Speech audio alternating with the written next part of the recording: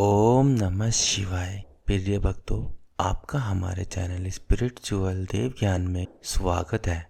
पिछले वीडियो में हमने आपको शिव पुराण के विद्येश्वर संहिता के 22वें अध्याय के बारे में, जिसमें शिव नैवेद्य और बिल्व महात्म्य के बारे में बताया था। तो आज हम आपको 23वां अध्याय, जिसमें शिव नाम की महिमा के बारे में है, तो चलिए शुरू करते हैं। ऋषि बोले, हे व्यास शिष्य सूत जी, आपको नमस्कार है।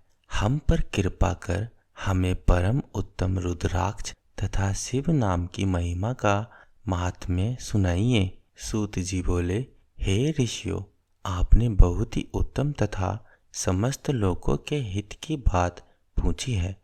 भगवान शिव की उपासना करने वाले मनुष्य धन्य है, उनका मनुष्य होना सफल हो गया है। साथ ही शिव भक्ति से उनके कुल का उद्धार हो गया है। जो मनुष्य अपने मुख से सदा शिव और शिव नामों का उच्चारण करते हैं, पाप उनका स्पर्श भी नहीं कर पाता है। भस्म, रुद्राक्ष और शिव का नाम त्रिवेणी के समान महा पुण्यमय है।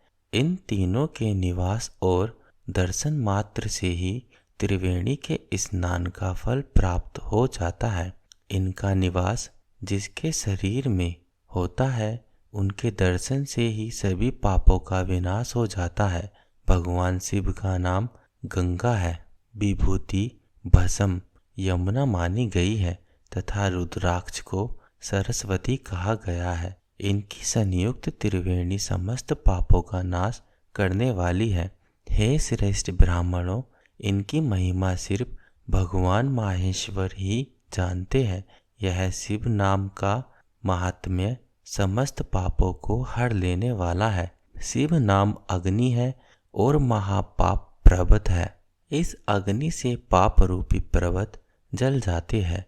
शिव नाम को जपने मात्र से ही पाप मूल नष्ट हो जाते हैं। जो मनुष्य इस पृथ्वी लोक में भगवान शिव के जाप में लगा हुआ रहता है, वह विद्वान, पुण्यात्मा और वेदों का ज्ञाता है। उनके द्वारा किए गए धर्म कर्म फल देने वाले हैं। जो भी मनुष्य शिव नाम रूपी नौका पाकर भव सागर को तर कर जाते हैं, उनके भव रूपी पाप निसंदेह ही नष्ट हो जाते हैं। जो पाप रूपी दावानल से पीड़ित है, उन्हें शिव नाम रूपी अमृत का पान करना चाहिए। हे मुनीश्वरों, जिसने अनेक जन्मों तक तपस्या की है, उसे ही पापों का नाश करने वाली शिव भक्ति प्राप्त होती है। जिस मनुष्य के मन में कभी न खंडित होने वाली शिव भक्ति प्रकट हुई है, उसे ही मोक्ष मिलता है। जो अनेक पाप करके भी भगवान शिव के नाम जप में आधार पूर्वक लग गया है, वह समस्त पापों से मुक्त हो जाता है, जिसमें जरा भी संशय नहीं है।